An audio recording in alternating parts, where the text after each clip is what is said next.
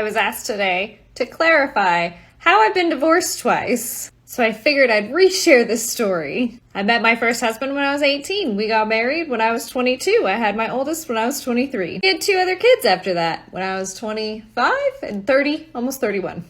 During that period of time, this man was a victim narcissist. Nothing was ever his fault. He never held himself accountable for anything. He had some medical issues. He let his health deteriorate. He put everything on me. It was my responsibility to take care of the kids, to take care of the house, to take care of the budget, to do all of that. Well, he got to do whatever he wanted, and then when he did the things that he wanted, he just never finished them, and so I had to finish them. I had to be the one to step everything up. I had to be the one to potentially push my career forward because he couldn't push his career forward because he had medical issues. And those medical issues were nothing that he really couldn't not work. So yeah. So I learned to be super hyper independent. Why? Because I was the one who was basically in a marriage by myself with 3 kids. The same year my mom passed away, I recognized that it was time for me to walk away from that. It was within my best health interest as well as the kids' best interest to no longer be a part of that situation. I then took 3 years to date. I dated multiple people. I decided to kind of work on myself, but I did not go through therapy, and I did not ever figure out what was wrong with me as to why I stayed in a marriage that I shouldn't have stayed in for a really long period of time. Then comes my second husband. He was charming as he made me feel like I was Queen of freaking England. I was on a pedestal. Every little tiny thing he did made me important, and I didn't realize until after the marriage that was something that I really needed and wanted. So guess what I did? I ignored every single thing that he gave in front of me that was a red flag that I should have very clearly said, this is not the person for me. This is not the life I want to be involved in. So during our marriage, I made sure that I did everything that I possibly could to stay in that marriage while I was being manipulated, gaslit, and all these other wonderful things that we call abuse. Turns out that he does have 8 of the 9 characteristics of narcissistic personality disorder, and he is a gambling addict. To which I have learned now that the gambling addiction and the NPD, basically, they feed each other. So it's like he's the snowball of an NPD, and he gets caught on an avalanche of his gambling addiction, and he slides down the hill, and this just all combines into a big hullabaloo. And so after he was found to embezzle $30,000, and he sat down with me and he said, well, you know what? It's not a big deal. We'll just take a loan out and pay it off. Who says that?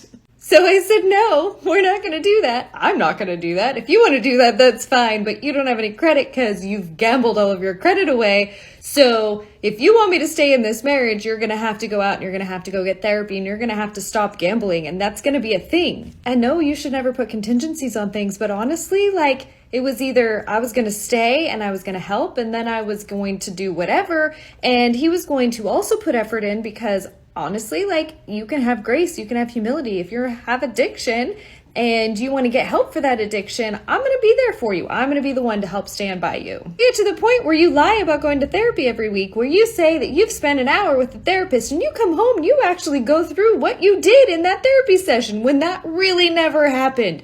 And then I find out about it a couple months in and I say, you know what? I'm done. I can't. I can no longer have this toleration of you lying to me and deceiving me and telling me that you're doing something that you're really not doing and you really don't care and you're still gambling, and so I am done. And then after that I realized, you know what? I've been married to 2 people that have some sort of narcissism. What is that problem? So I spent months in therapy working on myself, and I realized, guess what?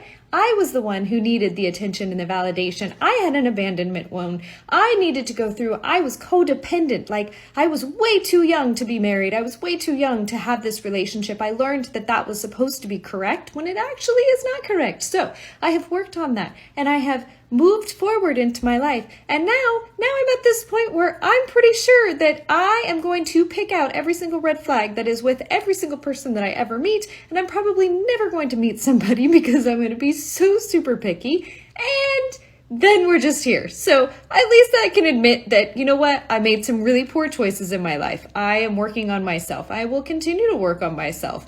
I do think highly of myself because I have had to put a lot of work into myself over the years.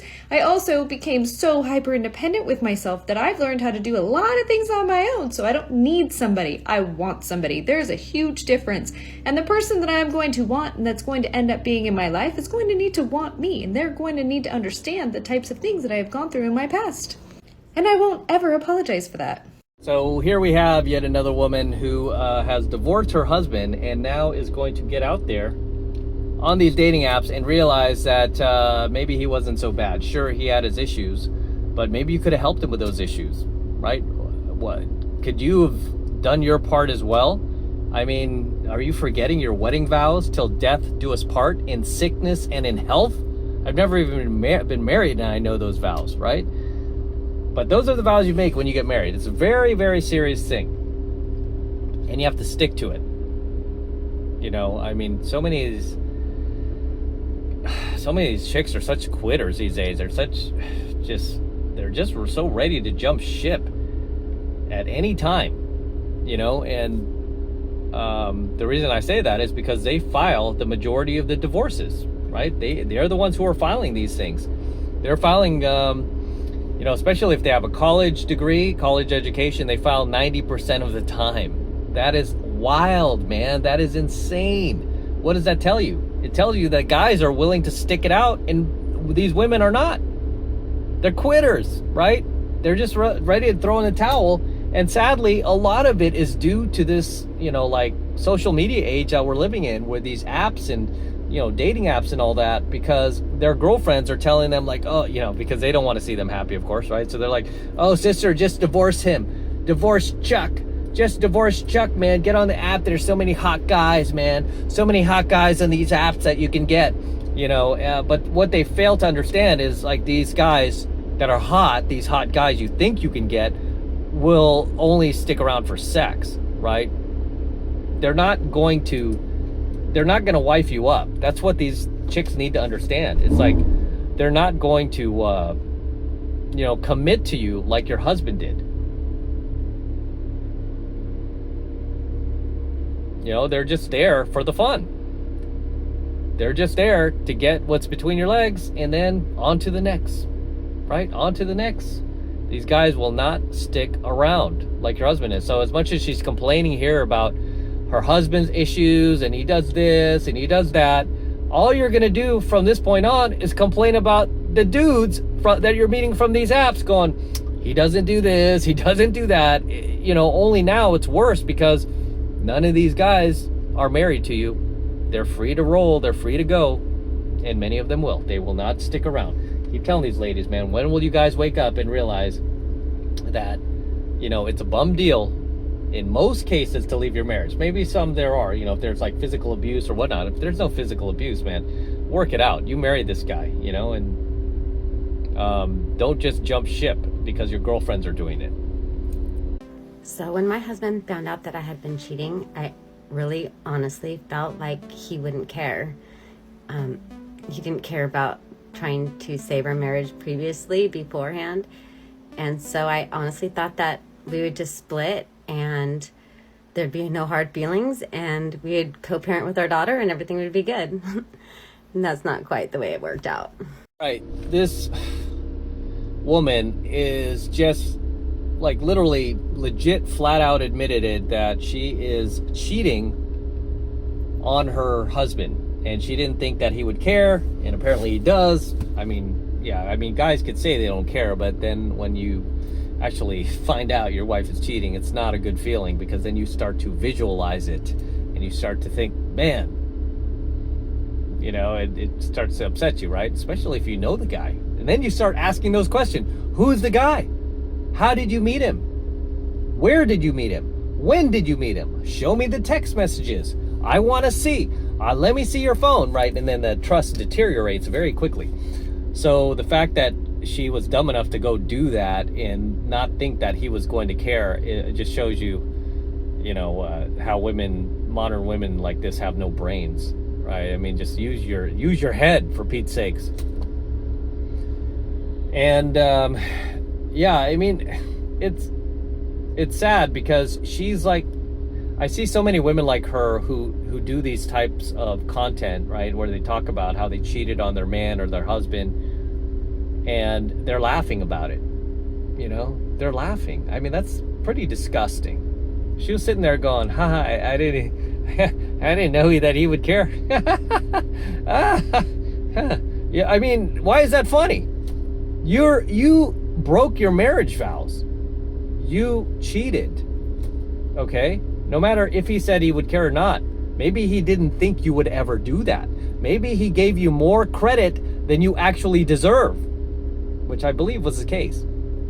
And here she is, right? Just flat out cheating on the poor guy. Why did you even stay with him? Why can't you wait until you're fully divorced to just, you know, go off and do your own thing? Why do you have to cheat on this man while you're still married to him? And what's worse is they have a daughter. So you know that he's going to tell the daughter, right? And you know, if this goes to divorce court, he has leverage now. You just gave him leverage. Now with this social media post of yours, he will use this. He will use this against you and go, look, she was cheating. Your Honor, she was cheating. I should have custody of my daughter, right? She is not fit to be, you know, a full-time parent to her. She should have visitation rights, but that's it. I don't want her, you know, brainwashing my daughter into becoming a 304 thought like she is. Simple as that.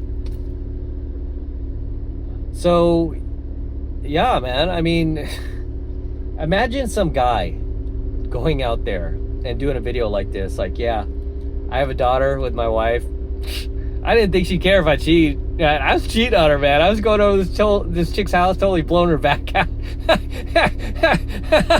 You know, and doing all that. People would just be blasting you in the comments. You would not get away with that. But because she's a woman, she's got female privilege, she's totally getting away with it. But what's really disgusting is she does have a daughter. And one day her daughter is going to grow up to be old enough to watch her mommy talking about how she cheated on her daddy. And then her daughter is going to think this type of behavior is okay. She's going to be like, oh, my mommy did it. I guess it's okay. Right?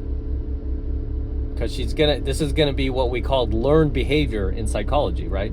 She's going to have this learned behavior from mommy. It's okay to cheat on daddy. It's okay. This is just what girls do. Disgusting. Very disgusting. Next clip. So I've been online dating for probably going on almost 2 years.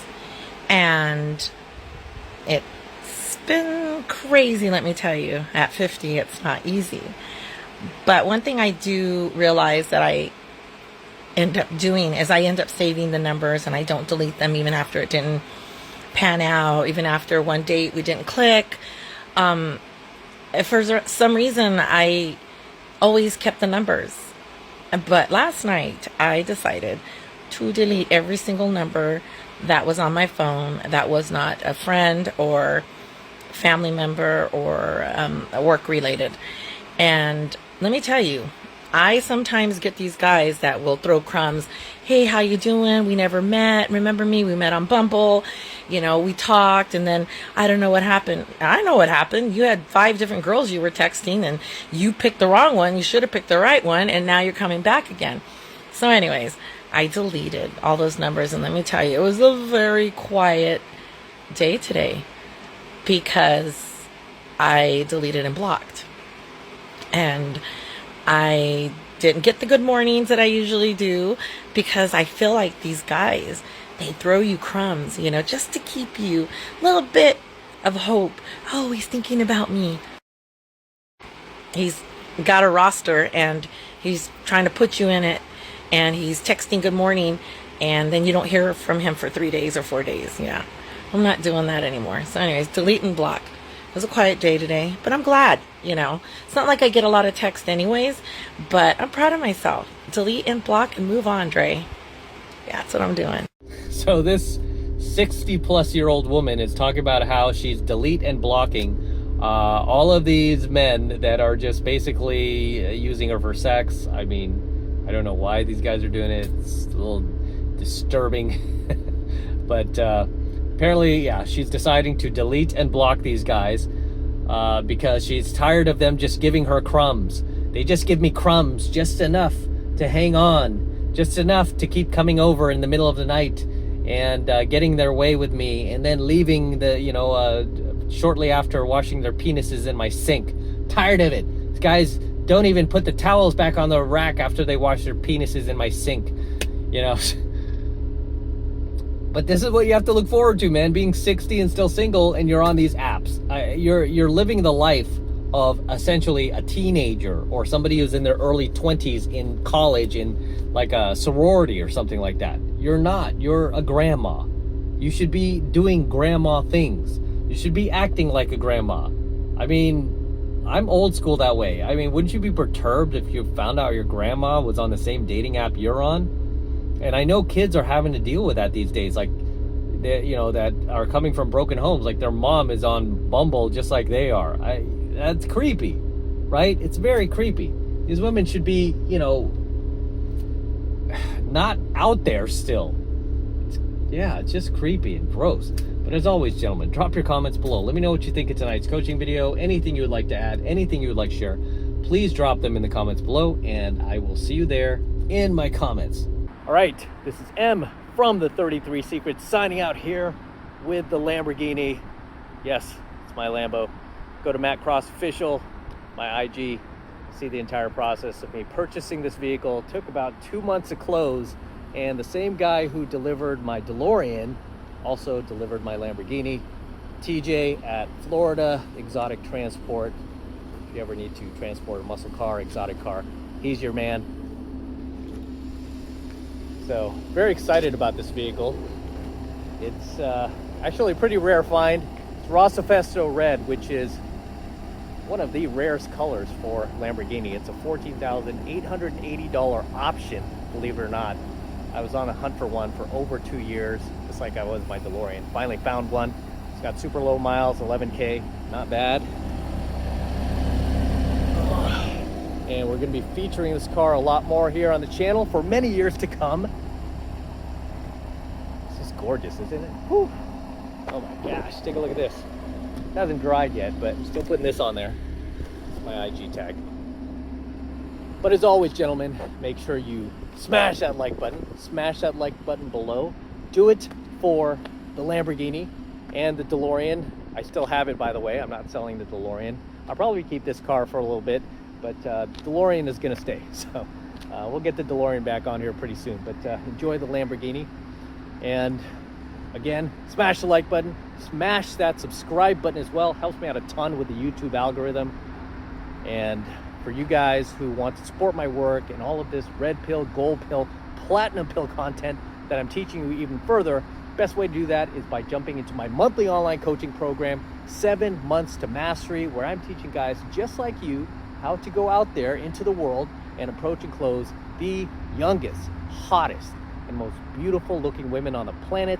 I'm talking about 8s, 9s, and 10s, same exact type of women that myself and all of my coaching students all around the world now are out there approaching and closing every single week. And I kid you not, we are making it happen every single week. And I want you to become one of us. I want you to join us. And right now it's only $1 for the entire first month of coaching lessons from me in Mastery. So take advantage of it. It's the best way to support my work. If you love what I'm doing here, if you love what I'm teaching you here, and you feel like I've added value to your life, this is the best way to pay me back. Get into my monthly online coaching program, 7 Months of Mastery. All you need to do is click that link below in my description box. It will take you over to my website where you can get signed up right now. It just takes 2 seconds. So do that now, and I'll see you in my next coaching video. I'm out with the Lambo. Till next time. Whew, so sweet.